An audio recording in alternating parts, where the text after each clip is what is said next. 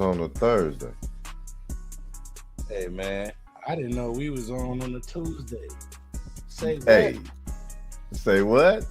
Said we back. Say Showtime less. Sports Podcast in your living room right now. It's your boy Cap the Grizzy, my Nizzy, or my big What it Grizzy, do? King Jizzy, the Fizzy. For Yeah, Zizzy. For show. Y'all know we what out it here is, just man. Three T's. Throw the Towel Sports Podcast. Your boy King James the Pharaoh is in the building. yes Always a sir. pleasure when I'm with my man, Cap the Great. What it do, big dog? Hey man, you see us in here, man. We back live in effect, man. It's always a Going blessing, man. up Back with the family, on a man. Tuesday. On a Tuesday. Hey, man. How y'all living though, man? Good to see y'all as always, you know what I'm saying? Uh Hit that like, we, subscribe. You know what to do. We go over this. We went over the rules in the back. Like man, always, we you do know, it we so many want y'all to times, man. It should be new. It shouldn't even be new to you. It shouldn't even be new to you. You know what I'm saying? We just show the love, man. We gonna reciprocate it, man. Y'all know what we do, man.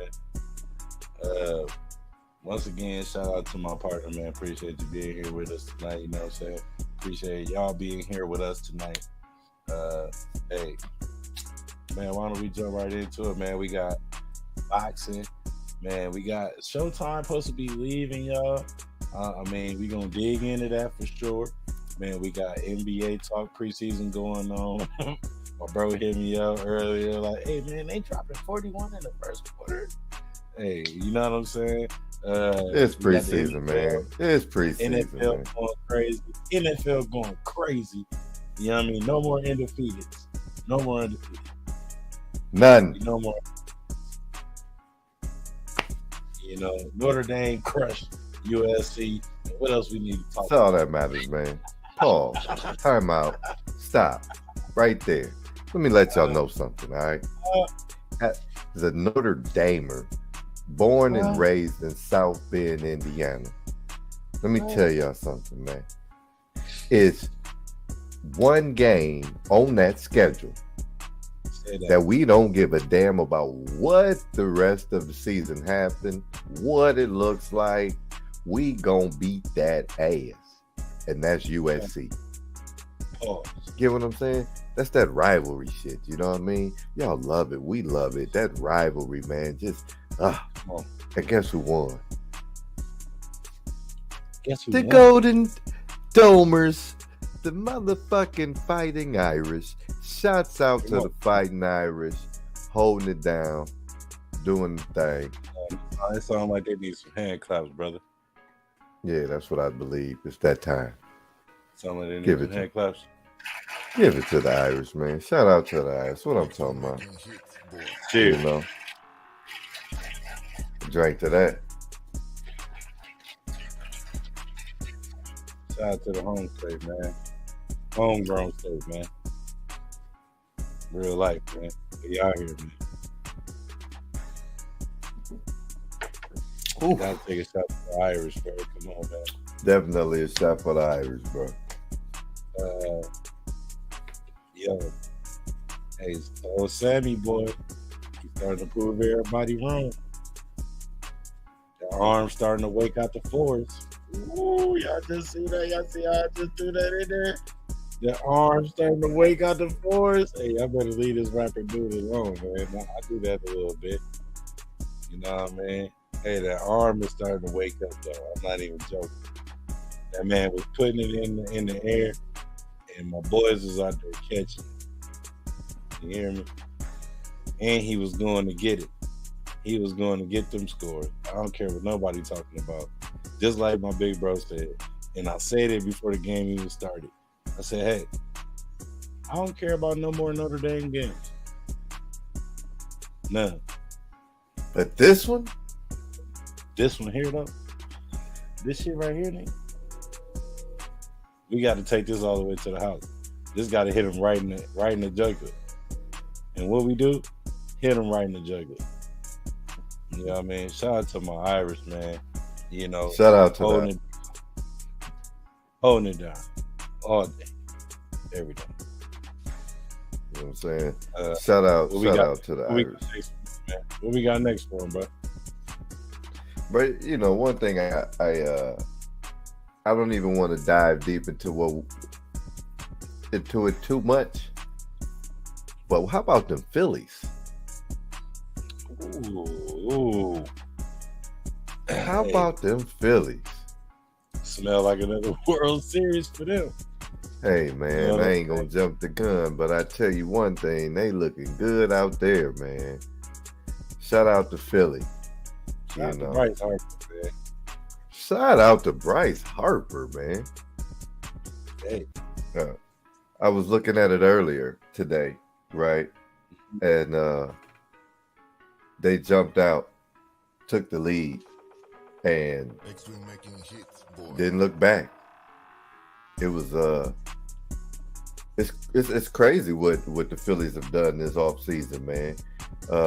I mean this postseason out here in October, man. The Phillies have turned it up, man. They full all the way turned up. Yeah. Yeah. And then this one I'll get to watching like important baseball at. I watch it halfway through the regular season because I'm a White Sox fan. Shout out to the White Sox. You know, shout out to the South Side. Fuck the Cubs. That's another story. I watch it halfway through the regular season, and then I watch a little bit before the postseason starts. Mm-hmm. Because that let me know who about to make it. And when they make it, because believe it or not, baseball run like soccer all year round. And when they make it, they make it. If they don't, they don't. My team was close to making it, just like the Cubs, and then we ended up getting cut out. So boom. Once that happened, I said, man, I'm gonna just sit back and see who's gonna make it. We got the Phillies back in here again. You know, we got the Astros back in here again. Speaking of which, they getting banged by them Texas Rangers. Rangers.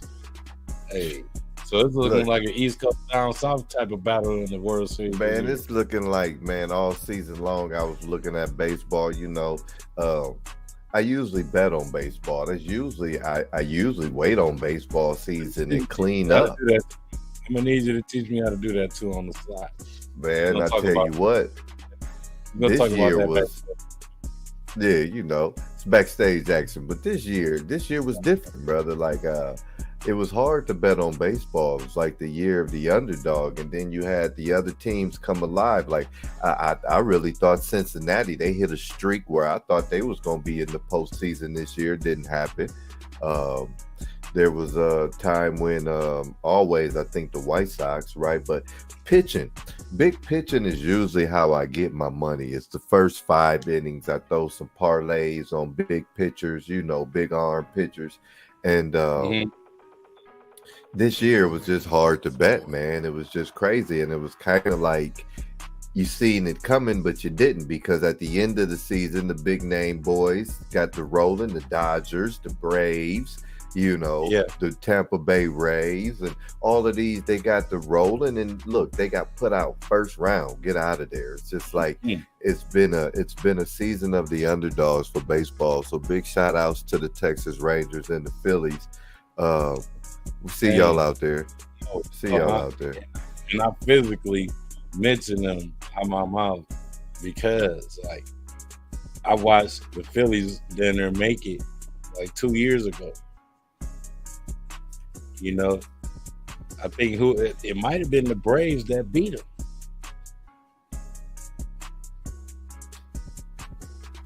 If I ain't mistaken. That's definitely possible. That's who they beat to get to where they are now. That's who they just beat to get to where they was at. Because the Braves been in contention. The Braves been in contention. Well, yeah. I mean, they got Acuna Jr. They got definitely. Yeah, but I definitely wanted to. Yeah, so we got some pivotal game threes coming up. Texas is up 2-0 in Houston, and you got the Phillies up 2-0 against who they playing? I just forgot that quick. Astros. Or no, not the Astros, Diamondbacks. Arizona. Oh, shout out to the Diamondbacks, man. Shout out to Diamondbacks. I haven't seen them since Randy Johnson. I'm not even playing. Yeah. Good to see them in the postseason again, man. And they look good beating up on I forgot who they beat up on in the division to get to where they are right now. They last round, they're supposed to lose. So shout out to the underdogs. The Dodgers, they ran through the Dodgers. Hey, they jumped on Kershaw so crazy, didn't they? 6 runs. We talked about that on the last show. That's the craziest I've ever seen Kershaw get ran through in his career. Like, they jumped on that. They jumped on that. But hey, when I seen Kershaw get hit like that, the first inning, yo, it was almost. It's got to be a record, bro. This got to be a record. That's a record.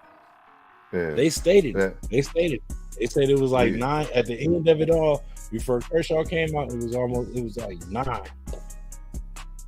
in the first inning. He had 3 scores. He had 6 scores and 3 hits. We witnessed history. I seen it. Big shout out to the Arizona Diamondbacks. You know, I just wanted to get that in, man. You know, I had to. Baseball is on the crack and it's October. So what did you think about Wemby? Hey, you ready? I'm ready. You ready for Wembanyama? I'm ready, man. I'm ready for Wemby. I'm ready. Is the league ready for Wemby? Yeah. Hell yeah. I tell you what, I'm a believer. I'm a believer, man. I mean, this preseason has been the preseason. I will say that. It has been a very exciting, interesting, entertaining, very entertaining and exciting preseason. I mean, you got teams out here. We got to see Dame and Giannis. Shout out to the Bucks. Look like they gonna need a little time together, but that's what the regular season is for. I got to see my Pacers starting lineup for the first time yesterday. Got to see the Pacers starting lineup for the first time together. Okay. Against the Atlanta Hawks with no DeJounte Murray. By the way, ladies and gentlemen, my man King James Apparel has 41 season tickets. I repeat, 41 regular season tickets. And that is the rest of the game, you know, through the regular season, because, you know, they split up during the playoffs. I want y'all to know that he will be at every last one of those games. And he got those games. That's happening. Man, he got those games contending in a slot to earn a Turner's block seat. So he earned that. Kudos to my motherfucking big bro one more time for going in there, putting that work. Shout out to the jewelers that provided the chainery. You know what I mean? 24 karat Legos. You feel me? Shout out to everybody in the Pacer Nation. Shout out to Kalen. Shout out to Trey McKissick's. Good love, nephew. Baby. Thank you, niece. Thank you, nephew. Honorable mention, Kira. Pretty sure she is in there somewhere. You know, she was probably supervising. You know, so, yeah, big shout out. But yeah, I got to see my Pacers starting lineup. Thank you, Cap. You know, like he was saying, I will be there. Y'all know I will be coming back, letting y'all know what it looked like live and in person. Because definitely season ticket holder this year. So that's a beautiful thing, man. I will be at every Pacer game. Just know that every home game. Got Captain Great probably will join me at a couple of them. So we'll see what's going on there. We might report live together for y'all. But I got to see my Pacers. Anytime we get close, you do that. The starting lineup was actually pretty good. We look good. I got to tell you what, man. I was a little concerned to see how we were going to play, right? It was awesome, man. I ain't going to lie to you. I got to see Halliburton at the 1. We had Ben playing the 2. Mathurin, that is. At the 3, we had Bruce. Y'all got Bruce Brown at the 4? We had Bruce Brown at the 3. And Mathurin at the 4. Mathurin at the 2. So it's Halliburton, Mathurin, Bruce Brown. Bruce Brown, Obi Toppin, and Miles Turner. Oh, that's how y'all plan on doing that. That was oh man, so I'm gonna tell you this here. I didn't know Obi Toppin could hit the 3. That right there blew your whole mind, huh? I mean, it put me in a state of where I'm ready to take bets for us making the playoffs. Like, not no play-in. Like, we making the playoffs. When I seen Obi Toppin hit the 3, it 2 of them, like hitting them, like pulling them, right? Not only that, but he running down the lane, right? And then right, and he in the air. I seen, and this is another thing that I said, oh, we're a playoff team. I seen Mathurin on a break, 2-1 break, right? Mathurin got the pushing the ball, Obi Toppin trailing. He got the defender in front of him. He goes up and just tosses the ball in the air, right? He fakes like he's finna do the layup, but he tosses the ball in the air. He left the ball at about the free throw line, right? It was not a good lob, but it was a lob. He got it in the air. He got it. Obi Toppin, bro.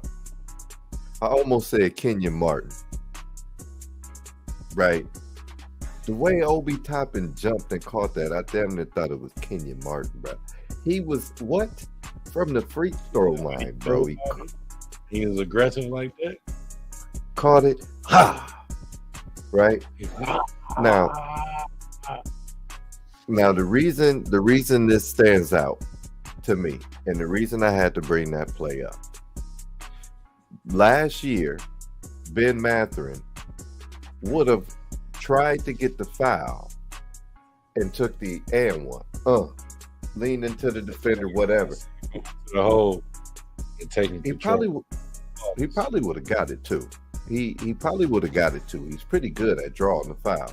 That's what made him so nice. I mean, as a rookie, he learns the angles. He knew the angles. He knew how to be aggressive. He takes it to the cup and he gets the foul. As a rookie, he was doing that already, right?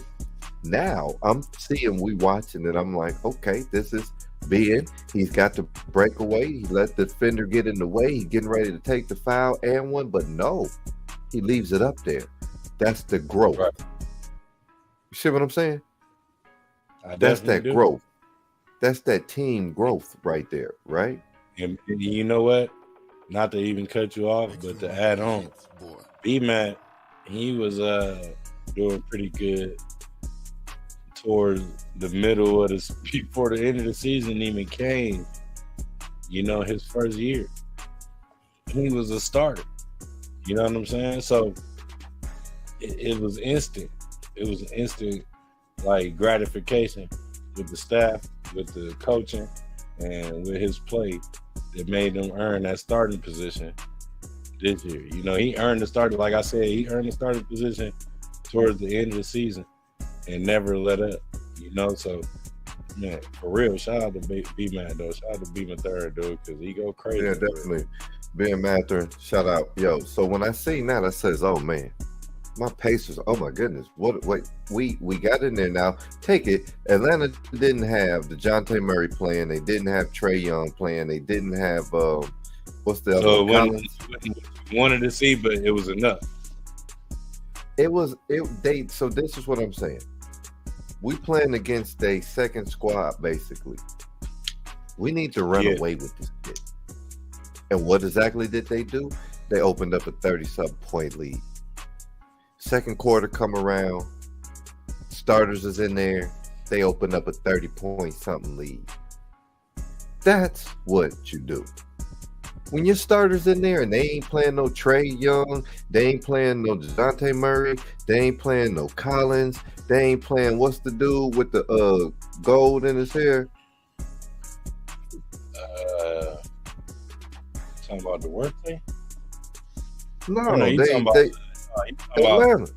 About Capella. Capella wasn't playing. You get what I'm saying?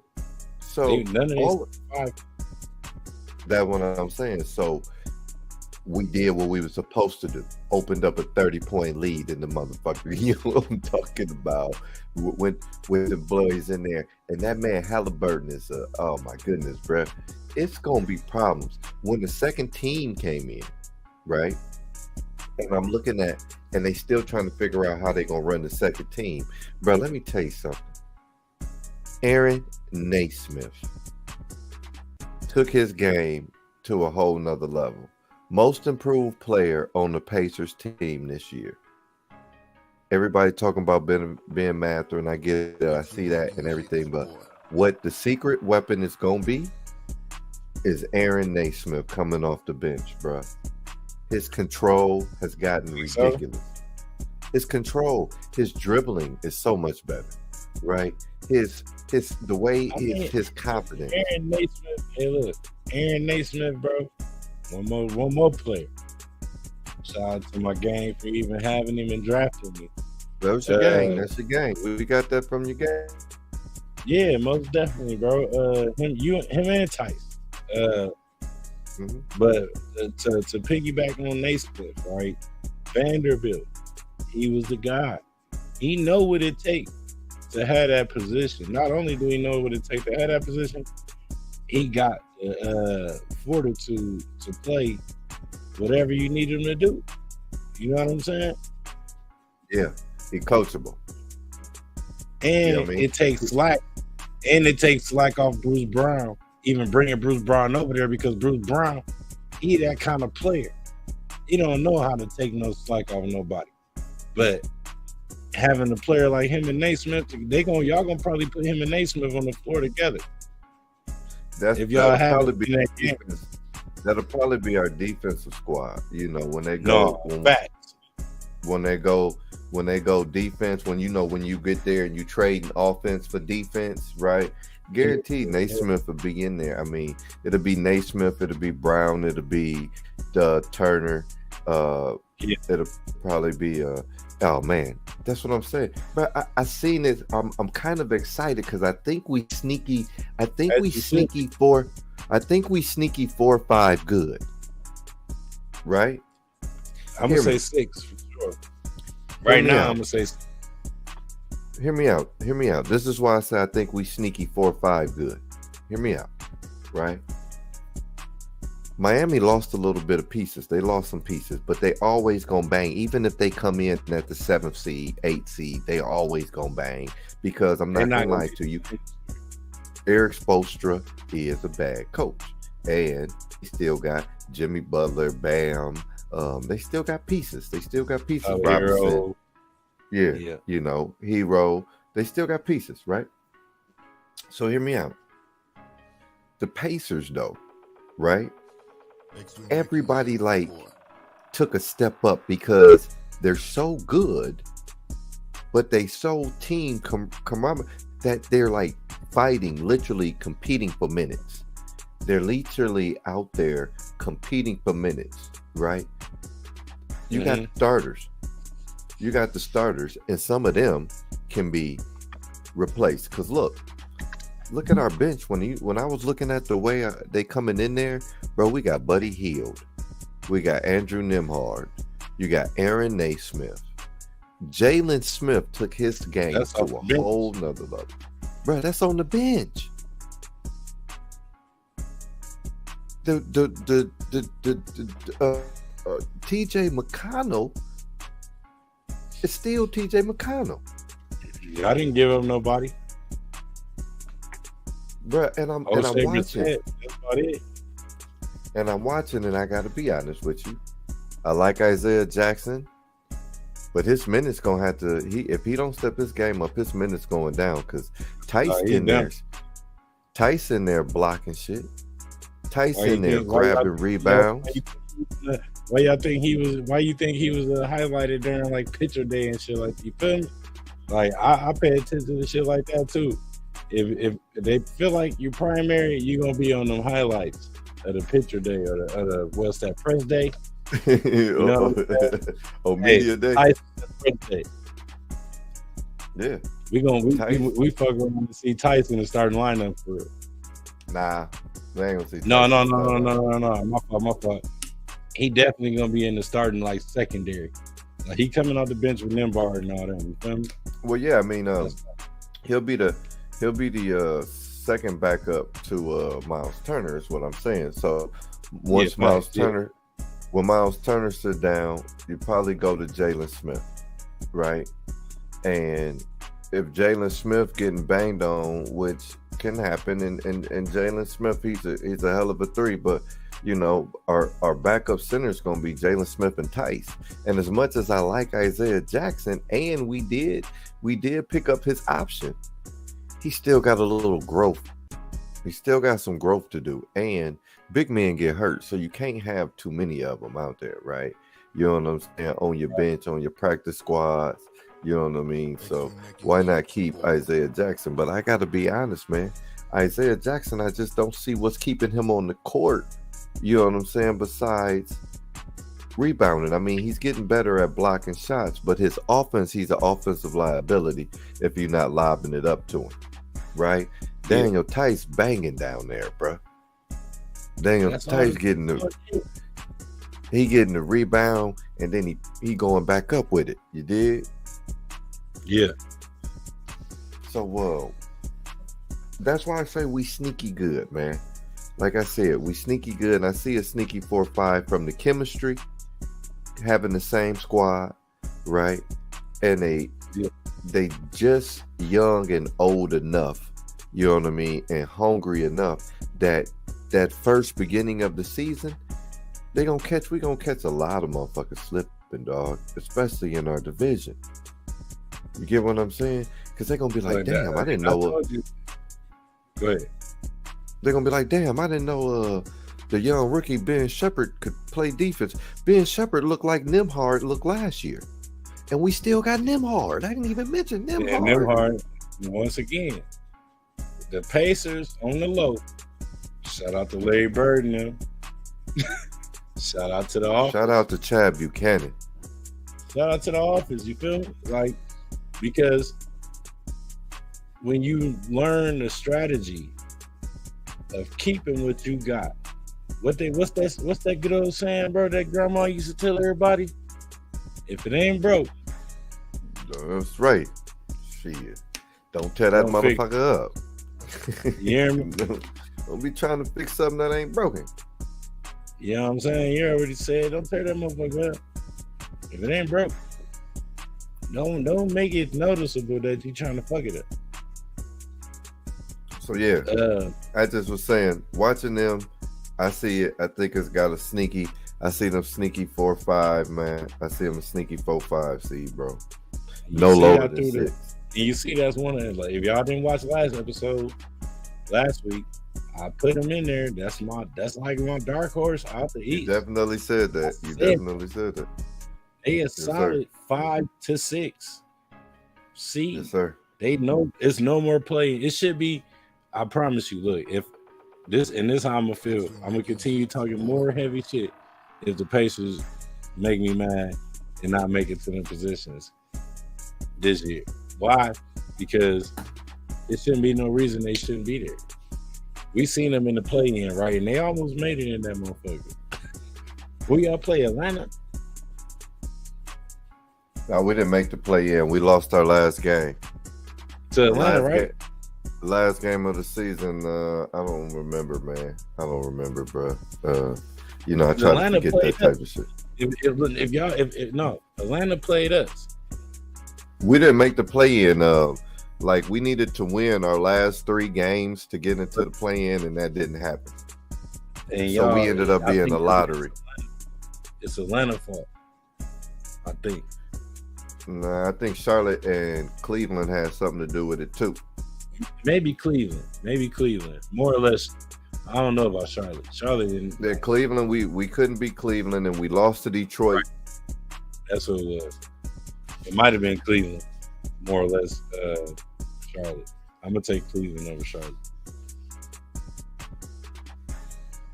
But yeah, man. Preseason NBA.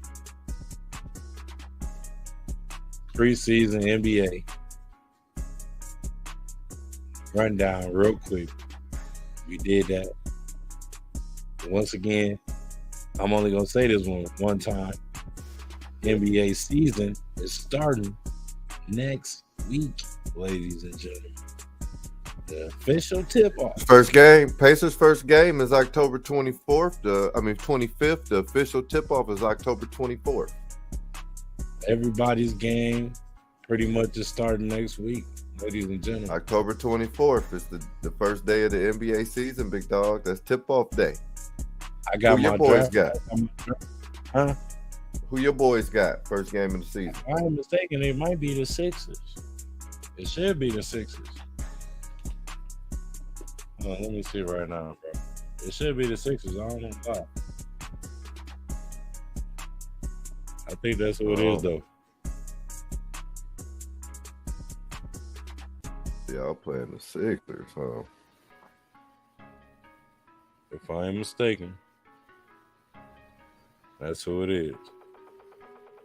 Extreme making hits, boy. Knicks. That's who it is. That's like our open rivalry for real. Fuck the Knicks.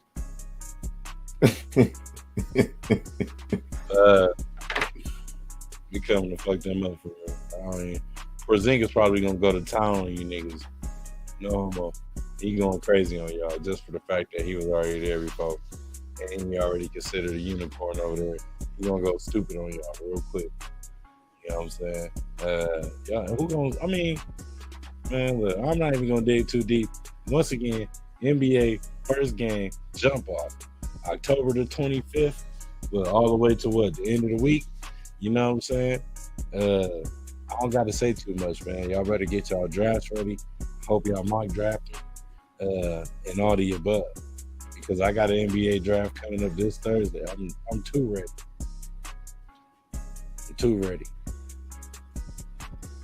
You know yeah, me too. I'm ready to see what we got going on. We got the Washington Wizards coming in to Indiana on the 25th. So, you know what I mean? That's a good game for you. Yeah, I mean, Tyus Jones and Kyle Kuzma better have they motherfucking sit ready to go. Jordan Poole gonna be ready to play too. I mean, shit, you can bring all of them niggas. Shit, they gonna need more than Michael Foster Jr. I tell you what. I tell you that. They gonna need more than Landry Shamet. Oh yeah, you got Shamet over there. Got Shamet over there. You're gonna need more than that. You're gonna need more than Jared Butler. And tell you what, Jordan Poole ain't gonna be enough, dog. What's the other dude? Deion Wright. He ain't gonna be enough, dog. You're gonna have to come with something. Line. Kispert and Anthony Gill and them ain't gonna be. Shout out to the NBA champ, Darrell Wright. That's his little brother over there, y'all. DeLon Wright. Hooping out. Deion Wright. Deion Wright is his name. Yeah, Deion. They might be all brothers for real. He went to Utah. Yes, sir. Well, I mean, that's all I really had to talk about when it came to the NBA. You already know where I'm ready to go. You know what I'm saying? I thought I seen my man AB somewhere around the joint. Yeah. I know I seen my man AB. He was talking about something about. Oh.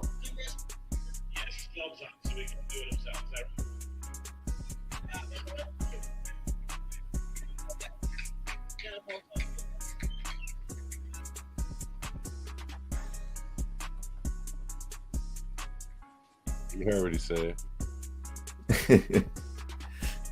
I'm uncomfortable, man. So, since I'm in the mood, I want to talk about some boxing that just happened over the weekend. Some real boxing that just happened over the weekend. Might not have been good boxing, but some real boxing. I'm not going to talk about that LP guy. I ain't going to talk about that bullshit. I ain't even going to talk about K Kiss My Ass or whatever that motherfucker is. I don't even know who that is, right? I ain't going to talk about that either.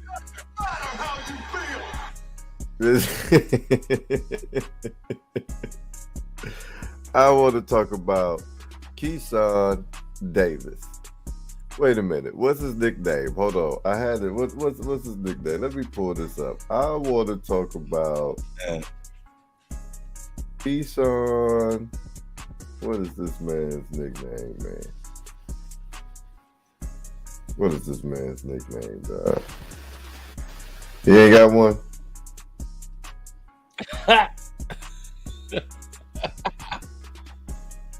Hey, man. Let's see. The businessman. Let me talk about Keyshawn. Wait a minute. Hold up. Out of all names, he chose a businessman. Because he mean business.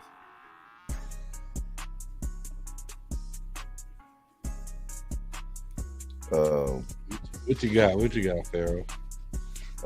Help me out, man. I'm fucked up with this nickname. Just fucked me all up, dog. Help me with this. Help me understand his name.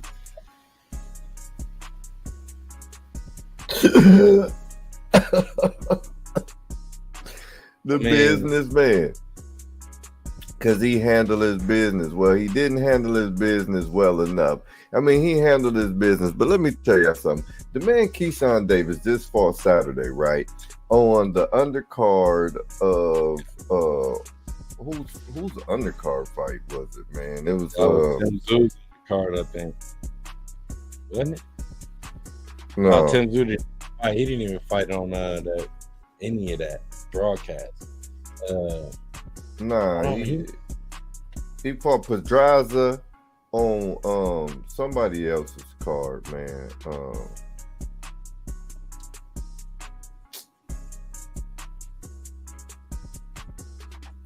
It was on ESPN, right? It was hot rank. It was on ESPN. It was on good old hot rank. Oh yeah, you know that's what he fight for. You know, that's the only reason we know about dude, right? But let me tell y'all something, ladies and gentlemen. So I tuned into this Keyshawn Davis fight because y'all know I don't like watching them other guys we were talking about, them pretend boxers, right? So I mean, I think so. They might have been the main fight, bro. That was the main fight.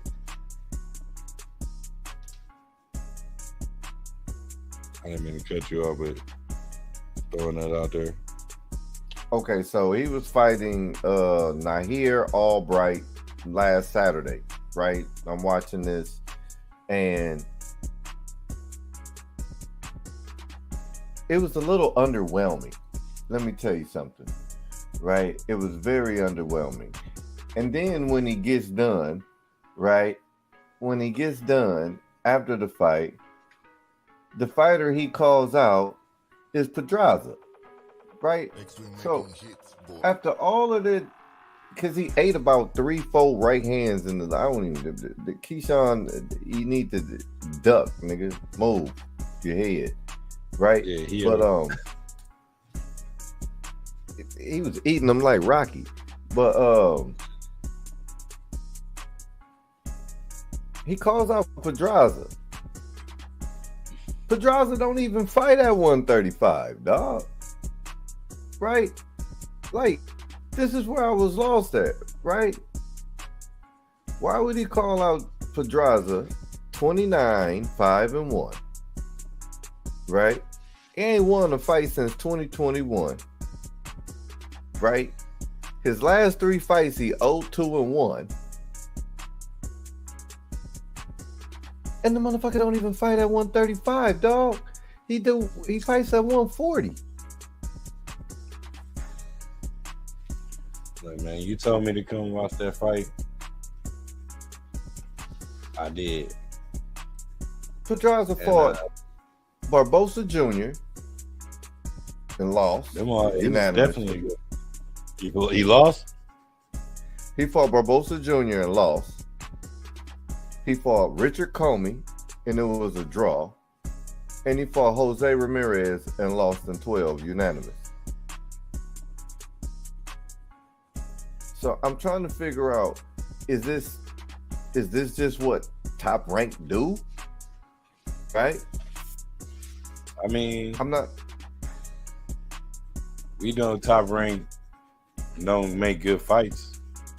So if that's what you're saying, yeah. Why you just don't fight Frank Martin? We said that already earlier off camera. We was talking, and why he don't fight Frank Martin? Why was he calling out Pedraza? Pedraza don't even have a belt. Why was you seen on cam talking crazy to this man Frank Martin, but you end up fighting another fighter? That's my thing. Just like bro said, why call out the man that you wouldn't even talking crazy to? In the 8th round, he caught a. Did you make it to the 8th round? No. You didn't even make it to the 8th round. In the 8th round, he caught a right hand so crazy, right? Davis did? That. Say that again? You said Davis did? Yeah, Keyshawn Davis, right? He caught a he caught a right hand that clipped him and damn near hurt him. Hurt him. Right? He pulled through and ended up winning, but I think he lost like 5 rounds. One of them big baby hands that the big baby caught, was one of them like that? Yeah. It was like that, bro. Yeah. He caught it clean on the you know, saved himself, but bruh. And he lost, right? No, Keyshawn won. Keyshawn Davis won, but he ate that right hand, and is what making it seem like it was a close. He lost about 5 rounds. If you was judging, if King James the Pharaoh was right there on the side judging, how would you judge it?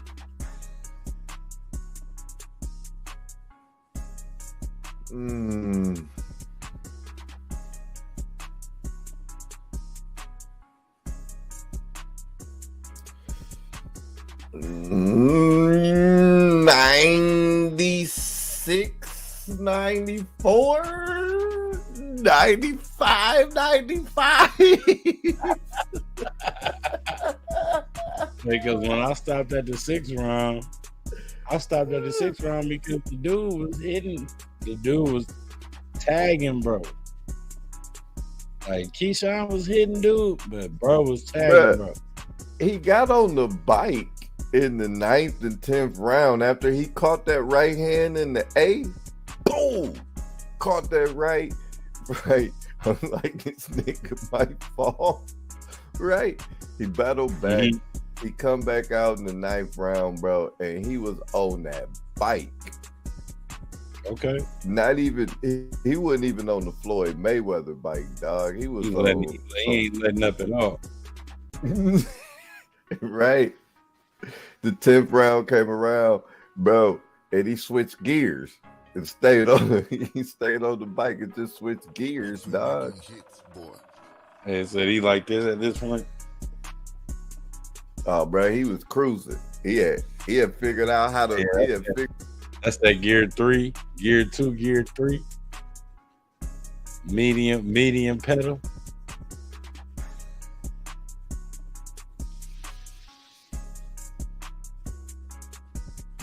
I lost inches in round 6. He claimed when they asked him, there's another thing, bro. Like they asked him, what do you how do you grade yourself? Right? He said, I give myself a C+. Wait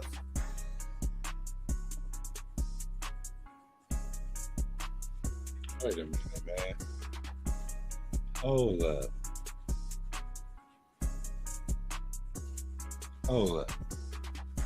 So they asked him, what could you do? What could you do to earn an A? Hold up.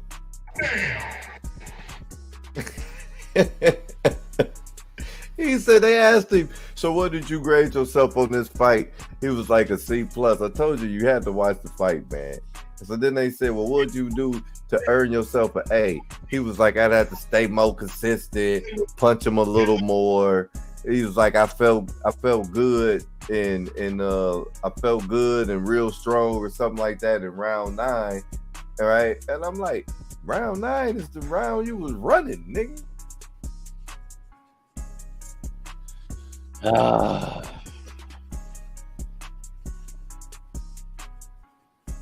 what's wrong with these cornball fighters, man? We know he fought because look, Frank Martin got knockout power. He going to sleep. You ain't fighting none of them. If you can't get past Frank Martin, ain't no reason for you to try to fight nobody else. Why? Because Frank Martin, he next up over there. Who was that? Who else over there? No, they might be featherweight. Schoolboy Q, Cool Boy Q. You know that guy. Folk. Mm-hmm. Folk. We got him over there still. You not getting past none of them dudes. I don't even know what you over here talking about, though. This dude, Keyshawn Davis, man, he's as soon as he get in the ring with somebody crazy, it's one time done for that guy. He gonna have to reevaluate because it ain't no joke out there. You know what I'm saying? You got to be ready for that. You can't be taking them punches to the head like that.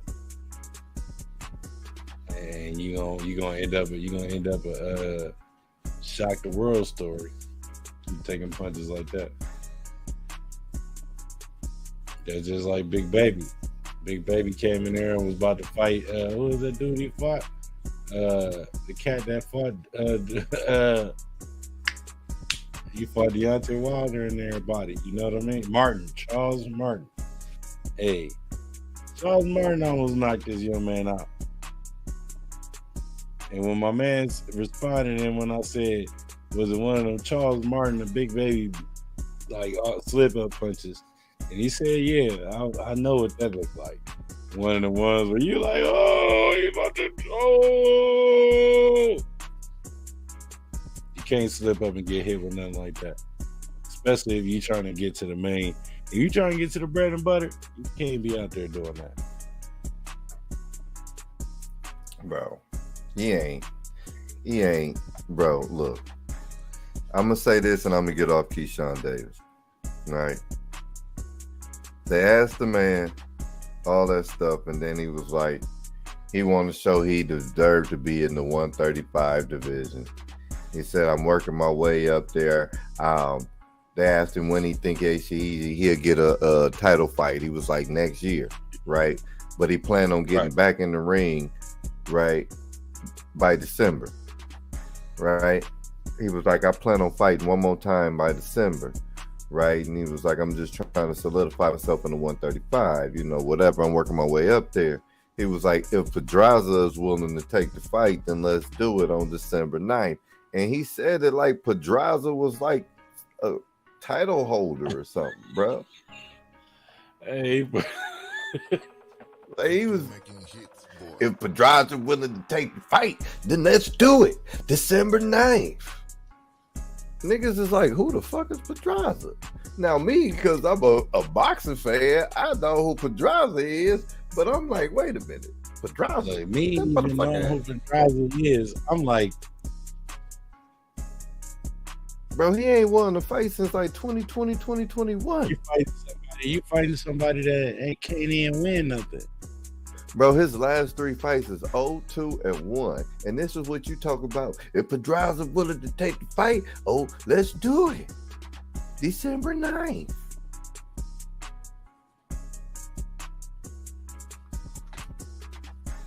He talk about the dude he just fought didn't have no power. But when he now here, Albright didn't have no power. But when he rocked you with that right hand, why was you hanging on for dear life until the bell rang? You know what I got for him, bro?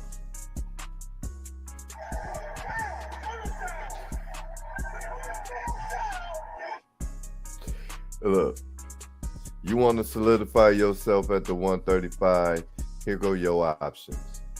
Frank Martin, William Zepeda, Lomachenko, Moratala, De Los Santos, who's getting ready to fight Shakur Stevenson, and Gervonta Davis.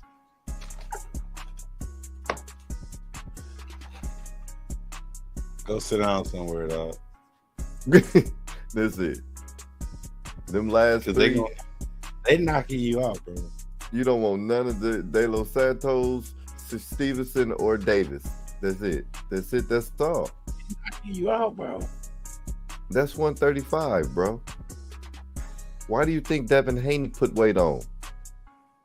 Why you think he not down there trying to fight them? Why you think that man said, hey, don't make me call Tank on you? Yeah. It's like that down here at 135. That's 135 right there. That's 135 right there. Martin Zepeda, Lomachenko, Moratala, De Los Santos, Shakur Stevenson, and Gervonta Davis. Nigga, take your pick. You that if you're not getting past Frank Martin, then you're not even fighting nobody. Take your pick. And I'm going to tell you right now. Frank Martin. You better start that Frank Martin. That 135 division is crazy. Man, 135 ain't got nothing but rib tips over there for you. Period. No sauce. Oh, dub, bro. Come get it. It's all good up there. Yeah, man. I didn't see it, man. And I'm gonna be honest with you. Let's just keep it real with you, man. Bob Arum ain't if he can't make a pay-per-view champ out of you, if he can't get pay-per-view bucks out of you, dog, he'll let you go.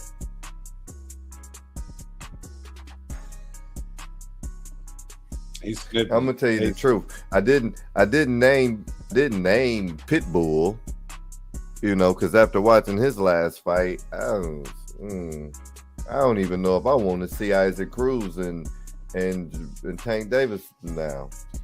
We need Isaac Cruz to get a better trainer. We need Pitbull to get a better training team. Because he out there like this. Yeah, dog.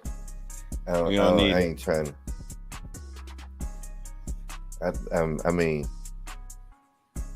I told boys about what's his name. They act like he just disappeared because he got cheated. What's his name that actually beat Gambosos, but they gave it to him? Was it Catterall? Your boy Catterall? Hughes, no. Maxie Hughes. That's another guy that you told me to bet on. I was like, you sure? You was like, hey, that nigga Maxie Hughes can get it done. Hey. Boy, Maxie they robbed him. Hey, Maxie Hughes went out there looking like dude from Let's Get Ready to Rumble. With his mustache. What's that dude? I forgot his. Hey, he got robbed. Hey, man. He got robbed. Let's not forget Maxie Hughes got robbed this year, ladies and gentlemen. Let's not forget that. Highway robbery. Boy, that was on camera. Man. Yo. And Jack Catterall. Yeah. 2 fights we seen in clear vision. Oh, yeah. That's on camera. Robberies on camera. And the Rolly Romero fight. Rolly lost. I don't know how he got the dub. That old man was smoking. Hey, you know, I seen an interview, not even to go off topic, but we on topic. I seen an interview with this man, Rolly. You know what he said to these people? That old man was the hardest punch he ever caught. Oh, yeah. Hey, I said I agree with him.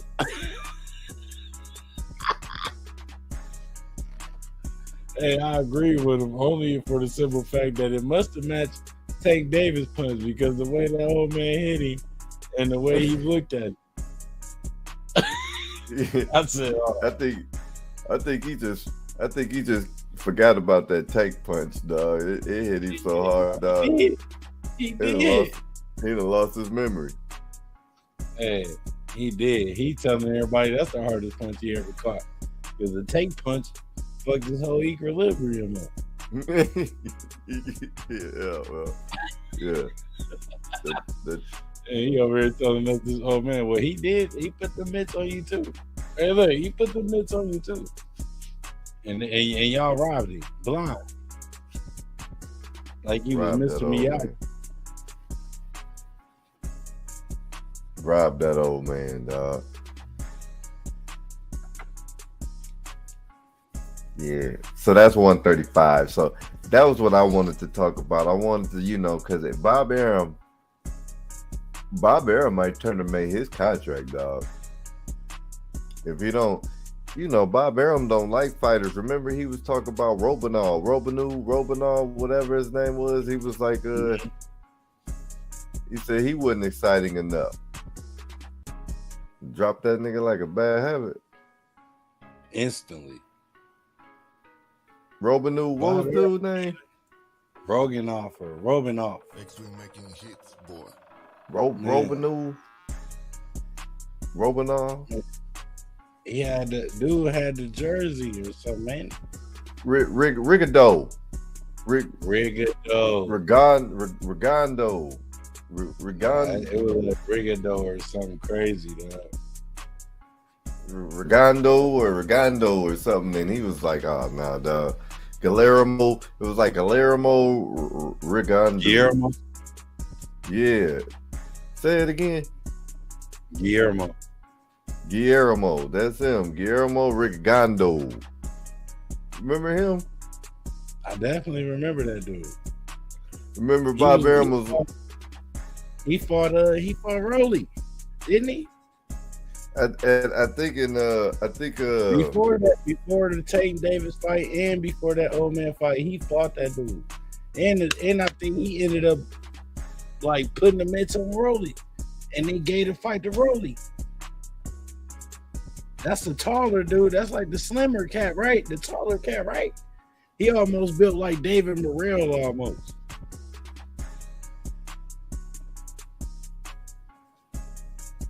Say what?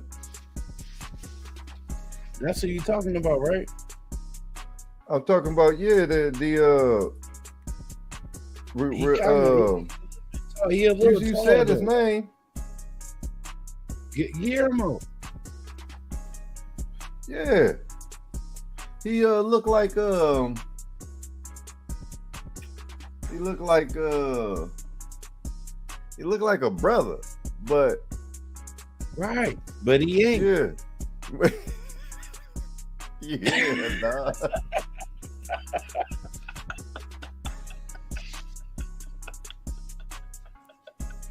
That's him. That's the only way I could put it. But that's him, bro.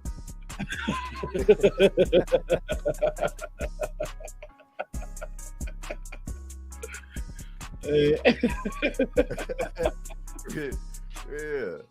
I was like, ain't no brother with the name Rigondeaux. That nigga must be from New Orleans. And then that come to nigga find name out. Guillermo, and he a nigga, and he talking regular. Man, that's a trick to it. He don't talk regular though, man. That mean your mama was up to something. Remember, he Cuban. Right, I was gonna say that's like Cuban, like Dominican Republic and Cuban or something. Yeah, he Cuban. You know, he Cuban. Yeah, and Bob Arum was like he dull. His fights was dull. He wasn't entertaining. Bob Arum ain't entertaining. He ain't entertaining. Somebody need to check in for a chip. Look, somebody take Bob Arum for the chip, because he might have it. You know, he out there, he's systematic with his shit, but I can't stand him sometimes. All the time, no cap. But majority of the time, when he not doing the job for real, he show it. And he'll get out there and try to defend it and make himself look even crazier by saying some more crazy shit. You know, like, bro, I just looked dude up. I thought he retired. Man, that nigga still fighting. Oh, the Guillermo dude? Yeah. I wouldn't be surprised, bro. He gotta eat. Bro, that nigga is my age, man. That nigga is a year. Fighting? That nigga older than me, nigga. That nigga 43 years old, man. He need to stop. If he ain't winning nothing, he need to cut it out. Bro, he won. He won against Charlie Clemente Adino.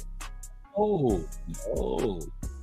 June 9th in where Adrian Bronner finna fight. Casino Miami, Jai Alai. Whatever. Jai Alai.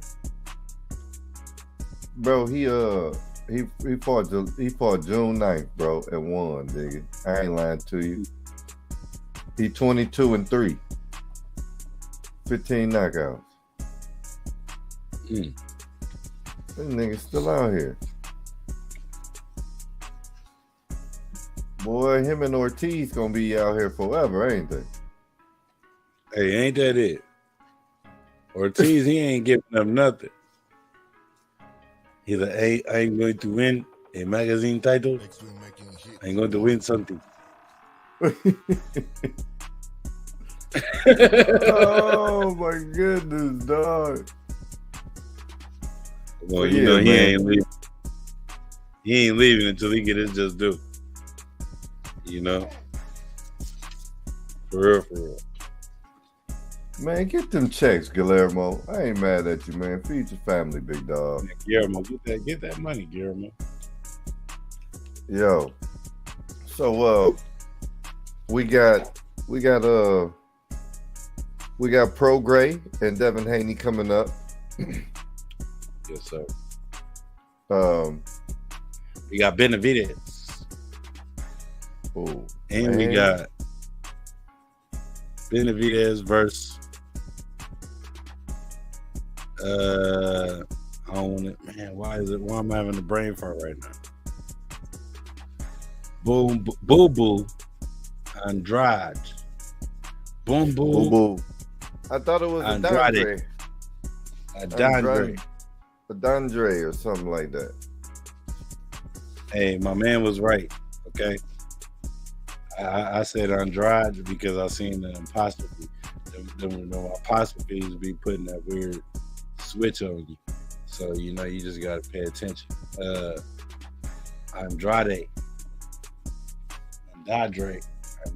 whatever the hell. Andre. All I know is his nickname is Boo Boo. I don't know what kind of man coming in there with a nickname Boo Boo and my Canelo voice. I don't know what kind of name I had to come and come back with Boo Boo. But I'm that animal.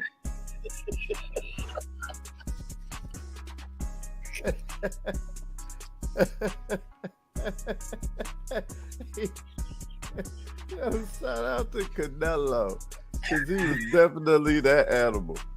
What animal it is for a lion? But I'm that animal. Yeah. Shout out to my man Canelo. Hey, that man Canelo. Shout out to Canelo coming in with his homeboy English, right?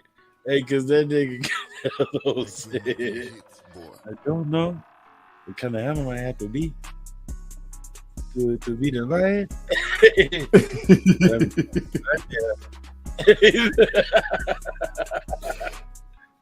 But ain't that animal. I never heard Canelo speak that sort of English, though. And he said that shit. Hey, I cried, ladies and gentlemen. I had to call my pride. I cried about that because that was so funny, dude. And it made hella sense because it's like, I don't know what I have to be. I hate to beat the lion, but I ain't that animal. You want baby? I know. Yo, so shout out to my man. Big shout out to my man Canelo. Yeah. Even though he didn't know what kind of animal you had to be the lion, he did it. He came out there as the animal he needed to be to get rid of that lion. He figured out which animal it was. It might have been a gazelle or something, you know what I'm saying? But he was on that. Yeah. So coming up, boxing, we still got October 21st. We got your boy Jack Catterall versus Linares. That's gonna be a hell of a fight. That's gonna be a nice little fight right there. Catterall versus Linares. I'm looking forward to that. Yeah. That's coming up October 21st on the Zone. No. I don't like none of, I mean, I don't, you got to talk to Cap about Catterall and all of them. Those English speaking bloody boxers. Those boxers. He likes those bloody boxers. I call them bloody boxers because they like to fight tomato cans. Hey, watch after I tell you this. Look, after Eubanks Jr. beat up Conor Ben, he coming to America. Watch what I tell you. I mean, they over there. They keep beating up on each other over there, man. They don't want no smoke. But think about how many fighters over here getting penny pitched for 80-20s. And then they're not trying to go over there and really dig in and get them fighters. Conor Ben and all them, they just getting money. They just getting free money over there. Until somebody go over there with the fortitude to pull them over and get them a solid couple more American fighters. Because Anthony Joshua done for it. Tyson Fury ain't gonna make it happen either. You know what I'm saying? We done talking about them British fighters yet? Usyk, Tyson Fury coming up. I don't like none of the niggas, man. Hey, I tell you what, man. One of y'all from England come over here and beat somebody, please, so I can give y'all some respect. Because your boy did it. Your boy did it for me, man. Anthony Joshua. Yeah, he killed our whole everything. He killed all of that, everything. Somebody else got to make it happen. So October 27th, you got Amanda Serrano versus Danila Ramos for the WBA, IBF, and WBO featherweight world titles. Them ladies can fight. Y'all better pay attention. After that, October 28th in Saudi Arabia, you got Tyson Fury versus Francis Ngannou. I can't believe this is an actual real fight, but it is. Fury, you better duck for your life, because if Ngannou hit you with one of them punches, you ain't gonna be ready to fight Usyk after that fight. Look, let's have me on it. Anyway, what other fights we got coming up? I'm just looking for big names for y'all. Some fights coming up, but we got Takuma Anayu on November 15th. Is fighting Jervin Anakas.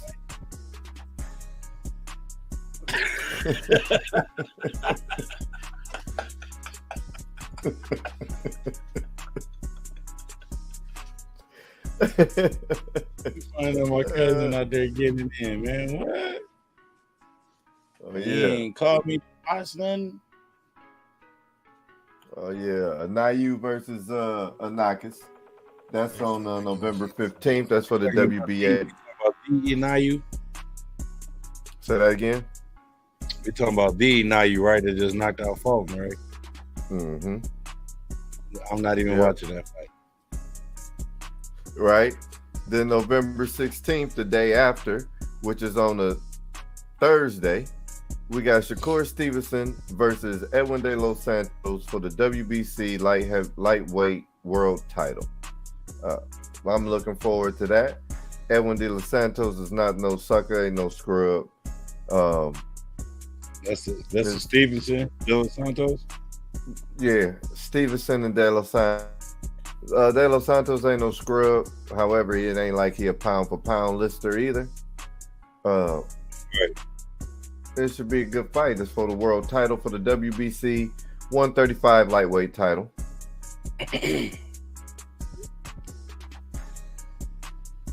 I can't wait to watch the fight. I hope Shakur knock him out, to be honest. I'm ready to see him make a statement. This is his statement. More of a put up and shut up. Yes, ladies and gentlemen, I got my put up and shut up fight in my bag right now. But Shakur Stevenson, this is that statement fight. Definitely a statement fight for Shakur Stevenson. I will say that I agree with you on that. Y'all know I'm a big Shakur Stevenson fan over here. I'm not gonna lie, I ain't even gonna sugarcoat it. I ain't gonna hide it. Big Shakur Stevenson fan over here. However, I agree with my man Cap the Great over here. This is a big statement fight. I'm looking forward to Shakur Stevenson coming out here and making a statement with those fists, like letting it be known. I mean, if he, I'll tell you the truth, if he dominates, even if he don't knock him out, but if he dominates De Los Santos like he's been doing some of these other fighters, keeping him at the distance, if he's controlling this fight like he's been doing now the rest of these fighters, there's no way you can do. You got to make that. He has to make that kind of statement. Round, they should they should stop the fight at 7 rounds. It's definitely. If it's not a stoppage, it needs to be unanimous. Hey, I'm going with a stoppage. Shakur Stevenson, 7 to 10 rounds. I definitely can see that. I can definitely see Shakur Stevenson with the stoppage. I'm even willing to say 6. But that's coming up, and then that was on what I say that was. That's on the 16th, and then that Sunday coming up, November 25th. We got Benavidez versus Demetrius Bubu Adandre for the WBC interim middleweight belt. It's on. Definitely looking forward to that. Like he said, 2 undefeated fighters. going at it. Two strong undefeated fighters. Both of them have a knockout punch and knockout punch power. Facts. Somebody's gotta go. Somebody gotta go. Definitely. We got Ryan Garcia December 2nd fighting against Oscar Duarte. And then on December 9th, we got Regis Prograis versus Devin Haney for the WBC lightweight world title. Rumor has it Ryan Garcia will be fighting the winner of the Regis Prograis Devin Haney fight if he wins his fight against Oscar Duarte. What's your thoughts, your take on that? Garcia Haney. That's what they say. Ryan Garcia is supposed to fight the winner of the Prograis Devin Haney. Devin Haney, Ryan Garcia. Y'all let us know what that sound like to y'all. It don't sound too bad to me.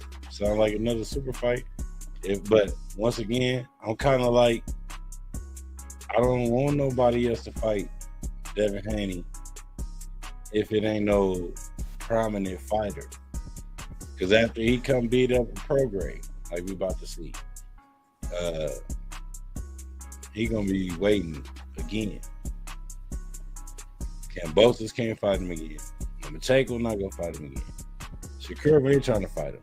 So to me, that gotta happen over the Tank because they all in the same house. Somebody gotta give in and fight somebody. It can't be Tank before it be Haney, I feel like. Even though Haney got the most belts, he don't got more popularity, more followers than Tank. So it would have to be Haney versus Shakur. You know, if Shakur beat this nigga De Los Santos, that's gonna put him in the mix. I mean, plain and simple. It will be no more dodging, no more ducking, no more nothing. They gonna have to make that fight. And y'all know Captain Great, I don't try to toot my own horn. And I don't try to toot our horn as a team. But we talk about stuff and we try to put stuff in the air that really need to happen. More or less, that's already happening. We talk about the stuff that's already happening after the fact, we get a fact of what we need to happen. So Shakur Stevenson, Devin Haney need to happen before a Tank Shakur Stevenson fight happen before any of that. And this to put up a shut up fight for Shakur. And that's my put up shut up fight. I mean, that's my put up or shut up fight for the month and for the rest of the year. And Devin Haney and Shakur Stevenson's fights that they got coming up is like statements too. You know what I'm saying? Devin Haney got to make a statement. Yeah. We done seen this man outclassed. We done seen, okay, we know you can do that. But can you put somebody down? Please. Show us that you a real threat. Because if you ain't gonna show nobody that, stop, man, picking that Tank. Like your daddy told you to do. Well, everybody gonna pick at Tank. That's where the money at. I mean, you know, that's where the money at. Why? Because he Tank Davis. He the face of boxing, man. When we see what happened, bro. Look, Tank. Look. And I'm He's a little Mike Tyson right now, man. I'm gonna ride this on this, but Mike Tyson ain't never had as much pull as Tank did. To the point where Ryan Garcia, right? For example, perfect example. Right after the Rolly Romero fight, Ryan Garcia, oh, you ain't fighting no real fighter. Da-da-da-da. I'm a knockout. Man, he going down. Hey, he sold that fight better than Muhammad Ali sold Rumble in the Jungle. You hear me? And we seen what happened to that. Yeah. And we seen what happened to that man. Well, since we talking about that fight and how and that came about and all that, I gotta be honest. That's one of the things I like about Tank. Ryan Garcia was popping. He get online popping. Tank got online and said, let's make it happen. And it happened. Boom. What we talking about, bro? Frank said, okay, I'm going to fight you then. But this is different. Tank called his own shots thanks to being up underneath the wing of the man who teaches you how to shoot your shots and take your shots and make your shots. TBE, who we gonna get on here in a second. Let me run down this last fight after pro grade Devin Haney, December 9th. The last fight we got coming in at the beginning of the year. We got January 13th. Beta Viv versus Callum Smith for the light heavyweight title. Arthur Beterbiev and motherfucking Callum Smith fighting each other. Ooh, man. See, you talking about you don't like my UK dudes, man. See what I'm saying? There's some sluggers, I'm telling you. Them boys over there like this, man.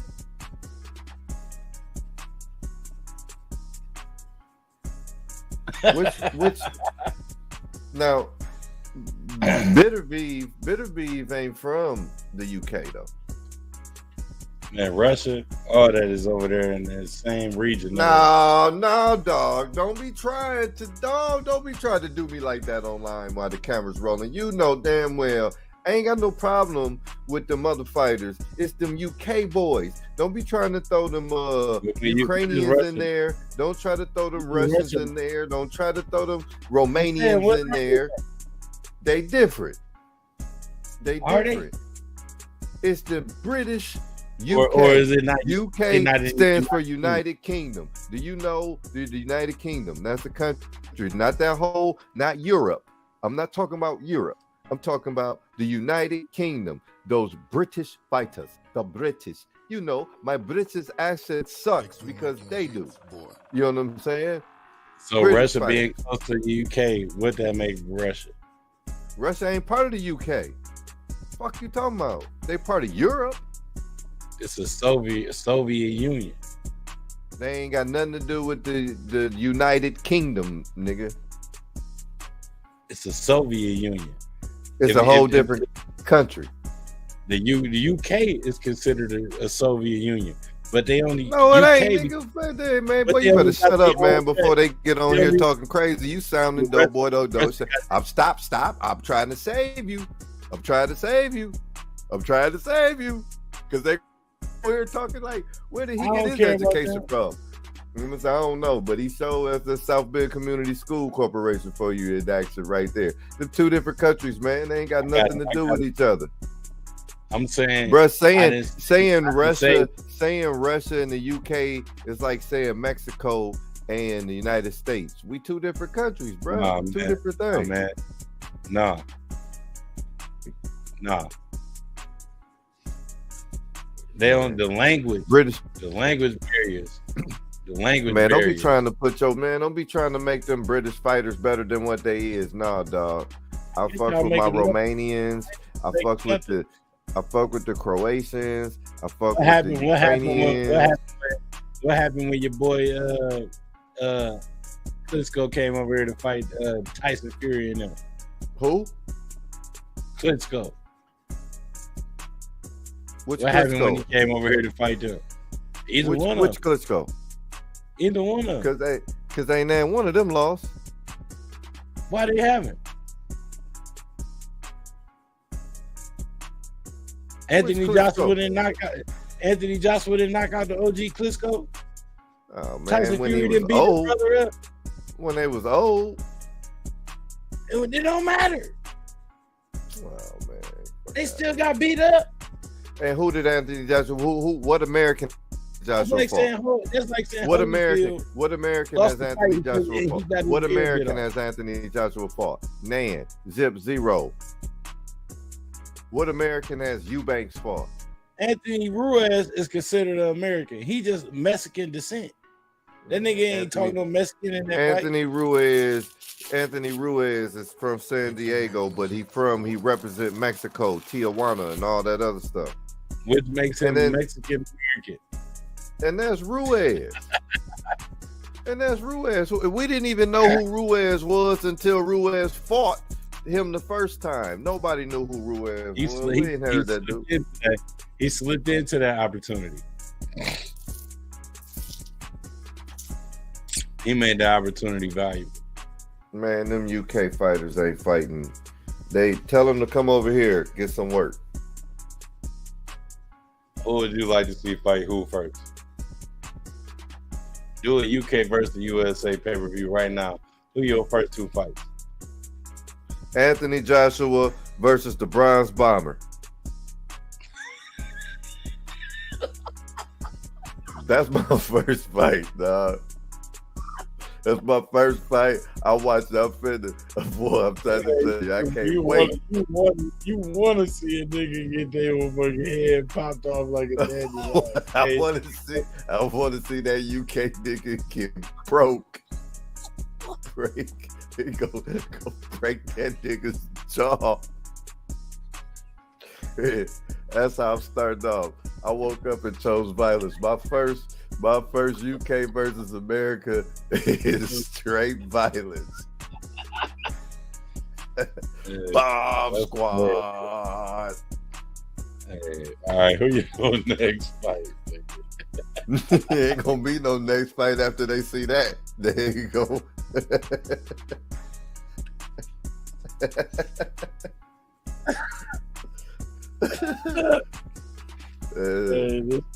He picked our most deadliest U.S. fighter.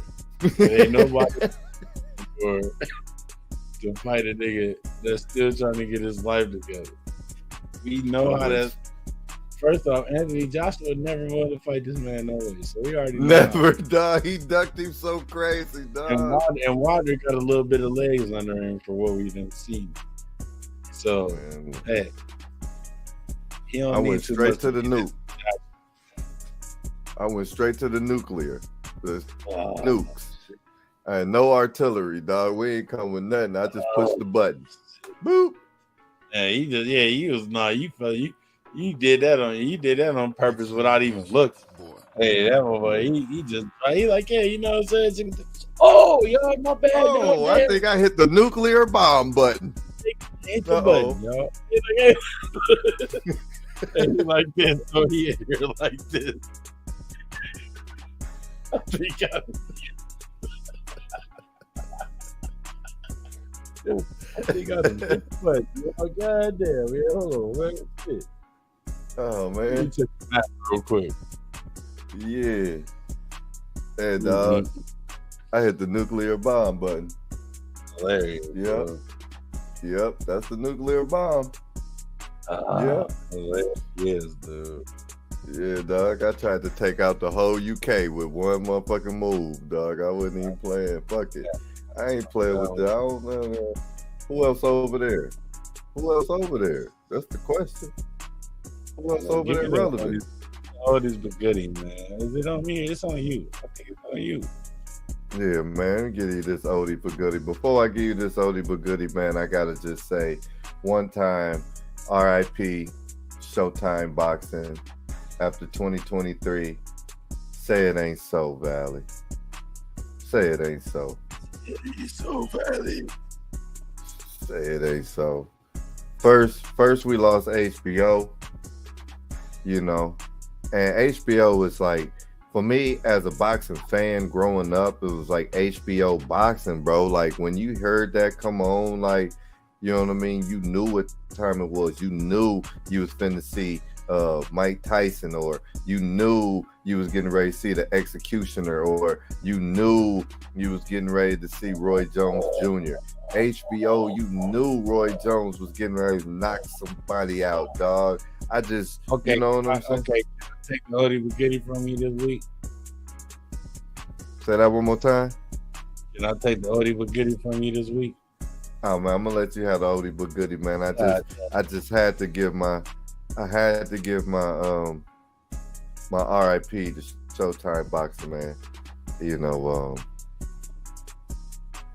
Money Mayweather. This is my plea. We need you, big dog. You know it.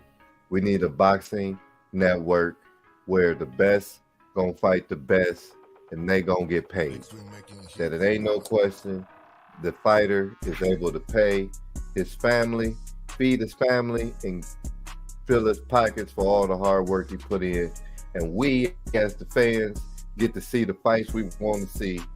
And, you know, because if they go to the zone, I'm going to have to deal with that. And we don't want to deal with that. And Amazon Prime Boxing, bro, what is that? That sounds like something on sale. Amazon Boxing. Boxing what?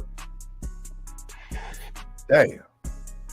So, yo, I just wanted to say, rest in peace. Showtime Boxing, y'all had a great run. HBO first, now Showtime. What's next? What's next? You know what I mean? But save us, TBE. We need you, please. All right, oldie but goodie, my man. What you got for me?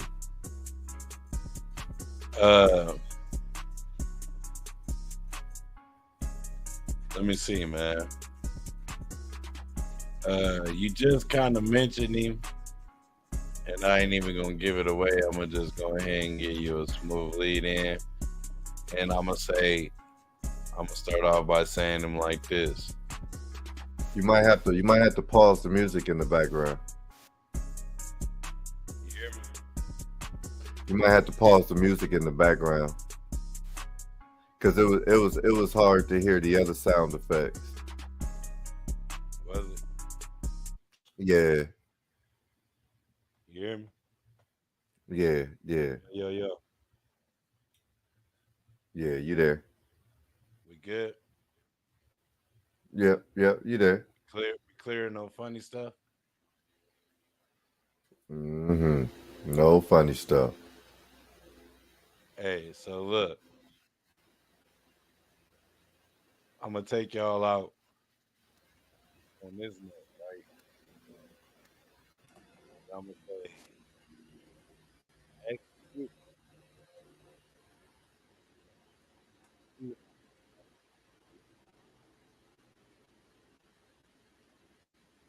Can't hear you.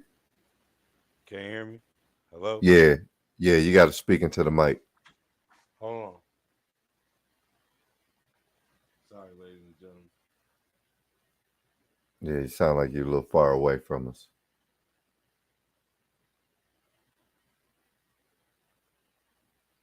Now you're muted.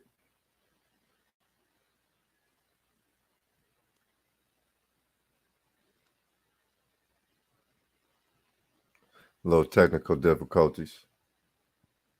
Okay, we back. Back like I never left.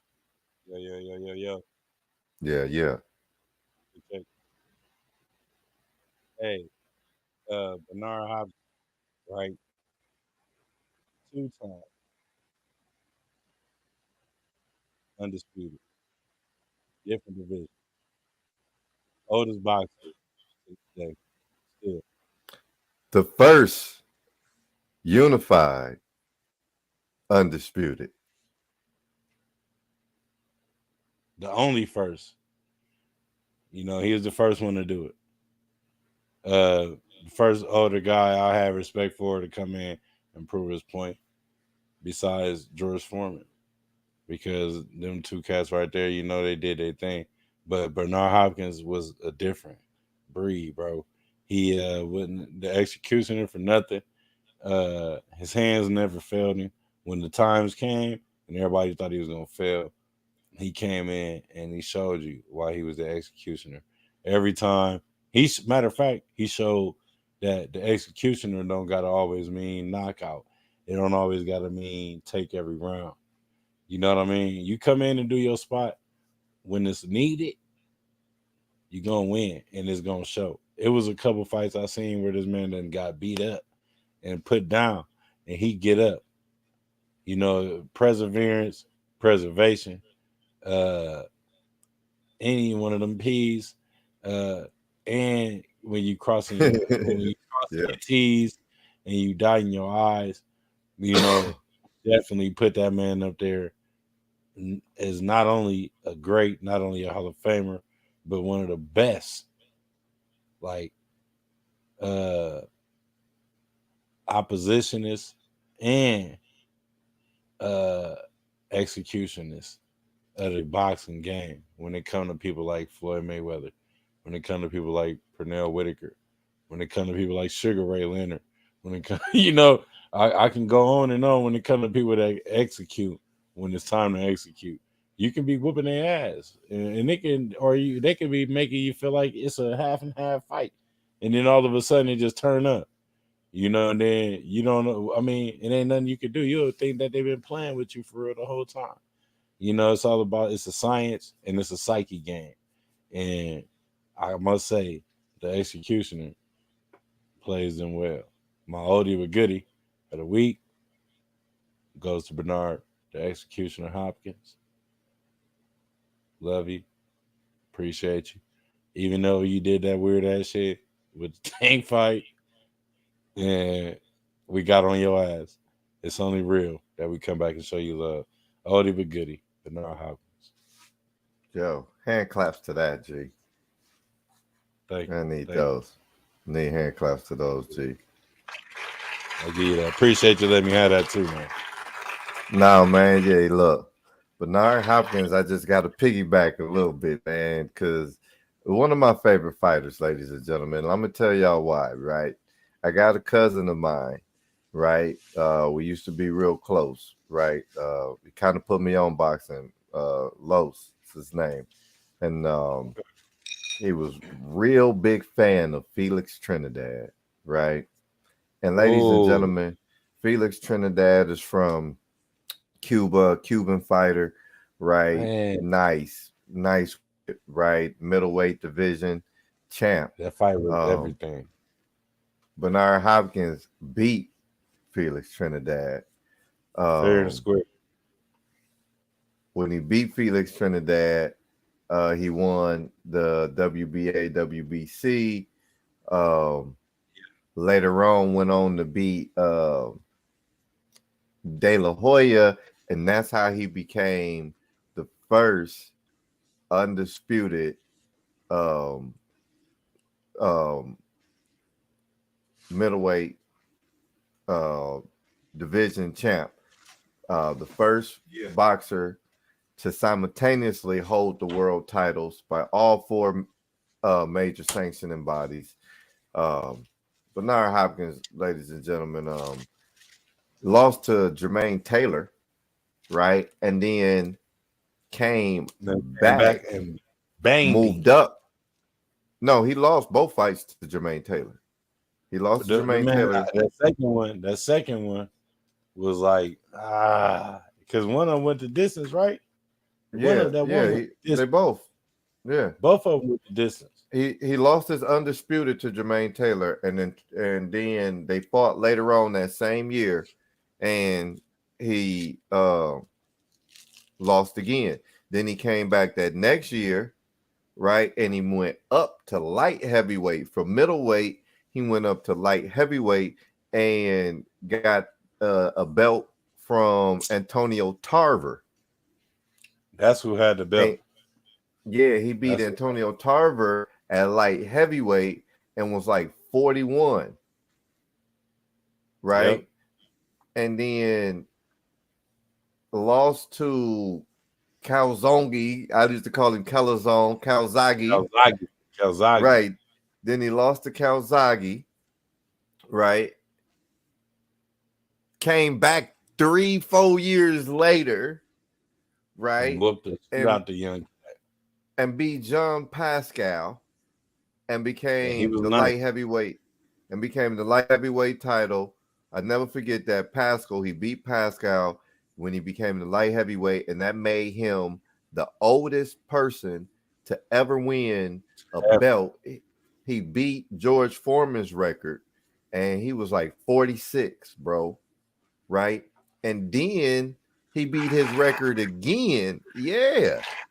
Bernard Hopkins, then they started calling him the alien, right? Because he came back. Yo. He went from He went from the They switched executioner. this man's name to the alien, bro, because he's a fucking alien, bro. You can't. Do y'all hear? Hold on, King. Hold on, King. Do y'all hear what I'm saying?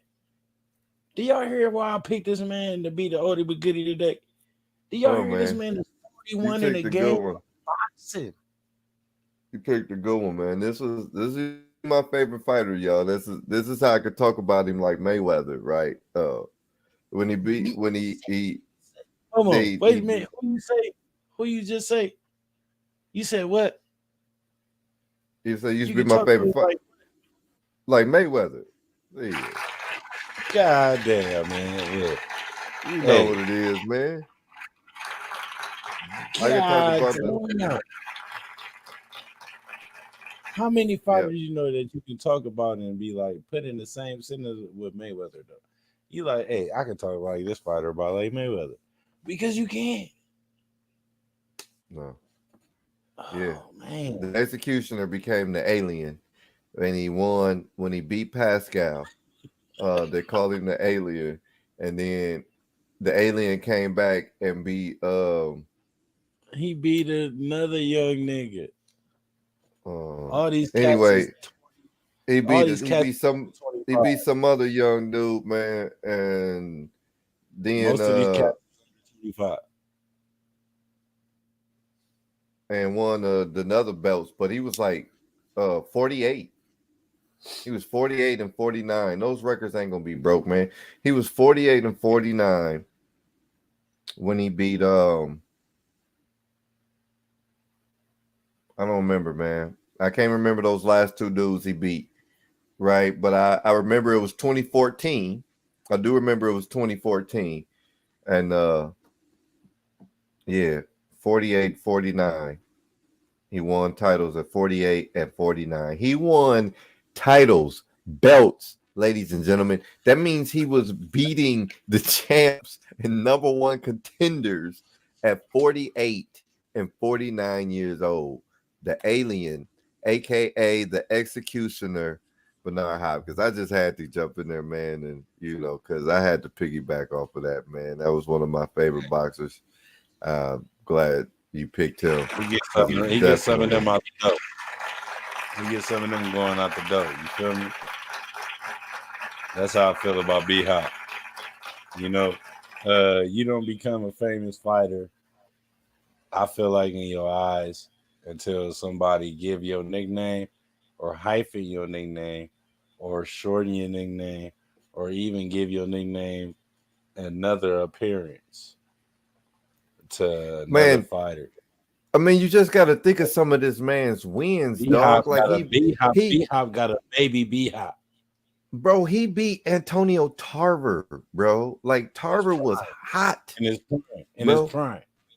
Bro, he beat Winky Wright in his prime. Bro, he was 40. He was 40. He was 42 years old, and he beat a young Winky Wright. And Winky Wright with no slouch. Come on, man. Bro, he beat Roy Jones Jr. Hey. At 45 years old, bro. Felix Trinidad. Come on, man. We can go on and on, y'all.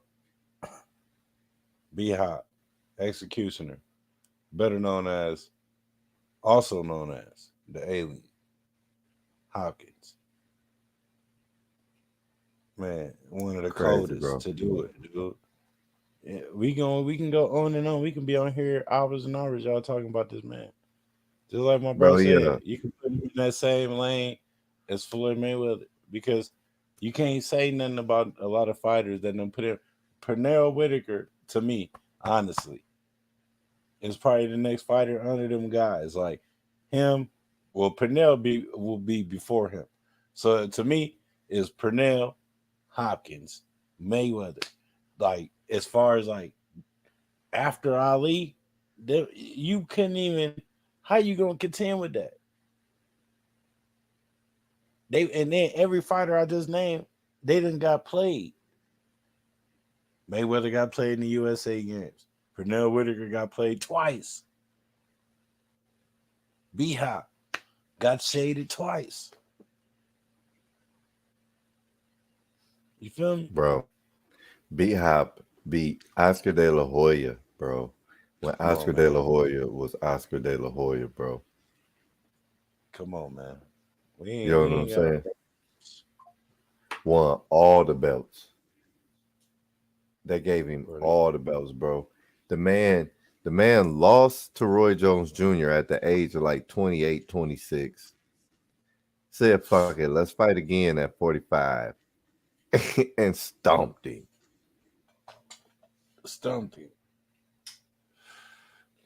Ladies and gentlemen, y'all ever get a chance, just look up highlights. You know what I mean? Please. Go see who Felix Trinidad was, because that was a huge fight. Which y'all want to know the fight? Go see who Felix Trinidad was, and then watch Bernard Hopkins beat up on Felix Trinidad. Because you got to remember, Felix Trinidad was in his prime. Anybody he just named out, Felix Trinidad, Oscar De La Hoya, all these fighters, bro, just named out, they was all in their prime. Winky Wright, Jermaine Taylor. They was all in their prime.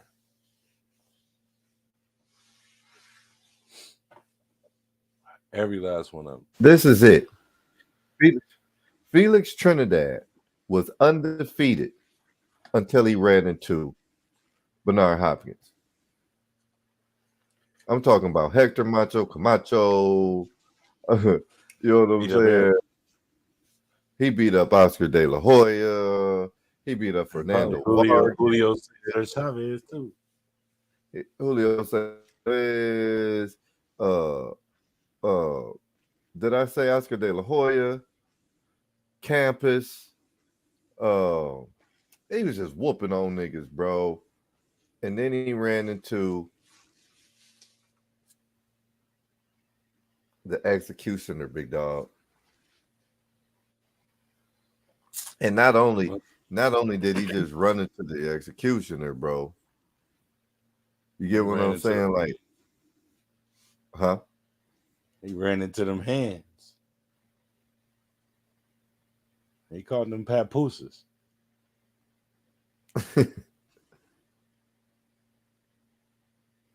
For sure. So now I do want y'all to remember there was controversy in that Bernard Hopkins fight. If you remember. Yeah, because he had the flag and he dissed the flag, and then they done killed that man. So no, when if y'all remember, before the Bernard Hopkins fight, right? It was already going around that Felix Trinidad, one of the reasons I didn't like him, was cheating, right? So Bernard Hopkins camp and them came in there like they usually do, nothing new, and watched the taping of Trinidad's hands. And they said that his hands wasn't being taped up right. So they made the chief, the fire chief, and whoever else be up in there, come in there, and they had to retape his hands. Right. Yeah. So they was on that light tape. They was on that Tyson Fury. They was on that Tyson Fury. Man. Yep. They was on that who was that at Mayorga? They was out there on that motherfucking Mayorga. You know what I'm saying? Hey man, if y'all know y'all history on Dirty Fighters, man, they slick. They slick. If you ain't got nobody that got eyes and that make sure your people go check him like every time, you're gonna miss out. Serious facts. You're gonna miss out. And your fighter gonna end up paying for it because you missed out. So yeah. But check that fight. You guys like that fight. It was a good fight. it was a nice fight. It came down to the 12th round. They was throwing back and forth. It came down to the 12th round, and Bernard Hopkins caught him. Boop. Trinidad hit the floor. Boom. Right. Hit the flow. But like before they could keep going, Trinidad dad come in the ring, and the referee was like, "Nah, this fight over with. Stop it. TKO, nigga." Shit. Yep. Yeah. So it was a little controversy. They be like,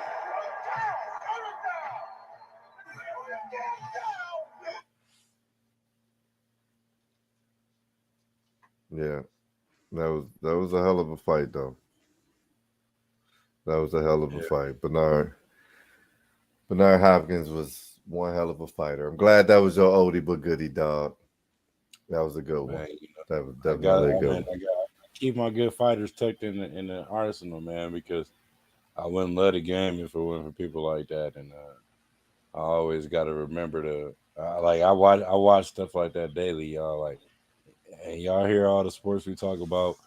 Y'all see what we wear. Y'all see how we represent for stuff, man. But in all reality, I feel like boxing is one of the ones where it's just been a deep love for me since a shorty.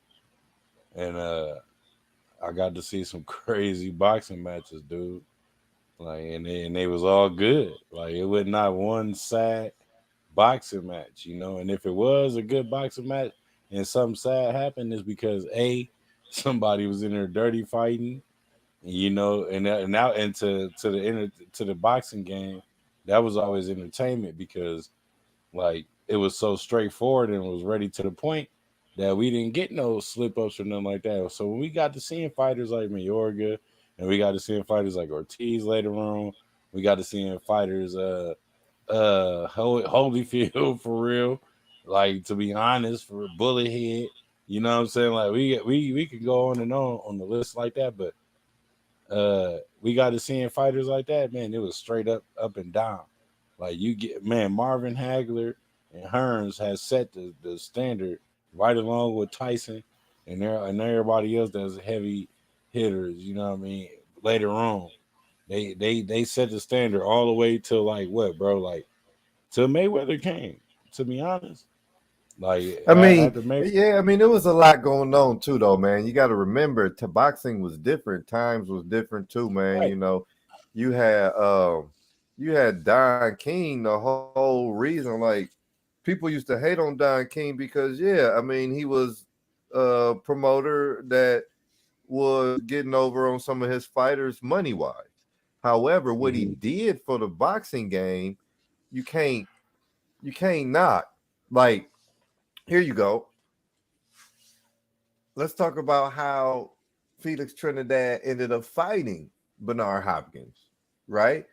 Because Don King had that whole middleweight tournament, right? Where it was Keith Holmes, Joppy, Trinidad, and Hopkins. You know what I'm saying? Hopkins beat Holmes, unanimous decision. That's why he was able to go into the middleweight championship. And that put him in the finals. And then Trinidad beat Joppy. You know what I mean? So, like, he literally set up Trinidad. So, he set up the little tournament to make him a undisputed. Like, we wouldn't have had an undisputed title had it not been for the way that Don King was moving. You get what I'm saying? Because after Bernard Hopkins beat De La Hoya, he would have had to. I mean, after he beat after he beat Vargas. Yeah, after he beat Vargas, because he beat De La Hoya, then he beat Vargas. So after he beat Vargas, he would have had to go through all of them other people to get that belt. When Don King was like, "Fuck it, man, we just gonna do a tournament." You know what I'm saying? We ain't got no promoters like that no more. You still got Don King out there. It's just they ain't letting him in over there. They ain't letting that and man it's over there. about the money now, dog. It's about the money now. More money, more money, more money. And he ain't going if you ain't dropping that bag. I mean, and when you got the promoting game ain't the same no more. I mean, that's why they created Showtimes and HBOs. I mean, like, if you do a tournament now, you got to be able to get top ranked to work with PBC.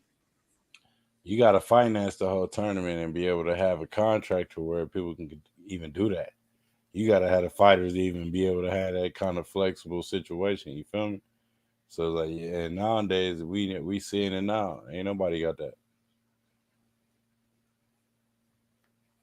Yeah. Yeah. You're correct, man. But, we'll see. Shout out to everybody tuned in. Y'all know what it is. Throw the Towel Sports Podcast, man. It's been a pleasure kicking it with my man, Cap the Great. Your boy, King James the Pharaoh. Y'all see those handles down there? Please go like, subscribe, follow. You know what I'm saying? Share. All of that. And Anchor no longer is Anchor. It is Spotify for podcasts. If you see us on there, type us in Spotify for podcasts.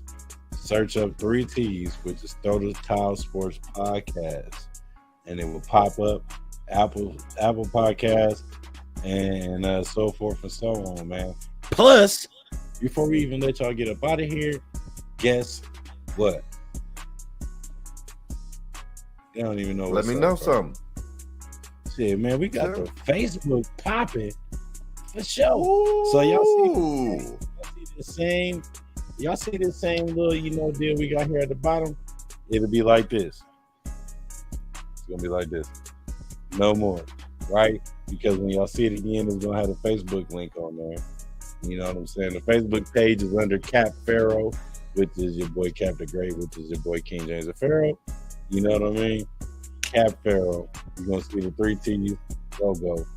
Go ahead and make sure you follow, because you're gonna be catching shorts and you're gonna be getting your top-notch questions, that we ask over here on the show, and we're gonna be able to target y'all. Let's see what y'all think about these questions, man, all over. So, man, follow us on there. Go ahead, run it up, man. Throw the Towel Sports Podcast is under Cap Pharaoh on Facebook. And now, we all over the place, man. Make sure y'all interact with us, man. Let us know what y'all think about the show. You know what I'm saying? Give us y'all insight. Have something that we want to put out there, man. Let us know, man. We might have missed something. It might be something that that we don't. We would love to have you on. If you'd like to be on the show, make sure you hit us in our DMs. Send us a comment, like, subscribe. Let us know that you want to be on the show, and we'll pull you on, man. Who knows? Sure. You might have something to say. Man, better than what we got to say. Man, that's what we love. We love interacting with the people, man. Y'all family to us more or less than the people, man. So remember that. With that being said, we went over the rules in the back. Y'all see the slogan. Y'all know how we ride. Take yourself at all times. And please, make sure we ain't got to throw the towel in on you. There we go, man. It's always a joy when people come together. Until next time, Cap the Great. Catch it, big dog.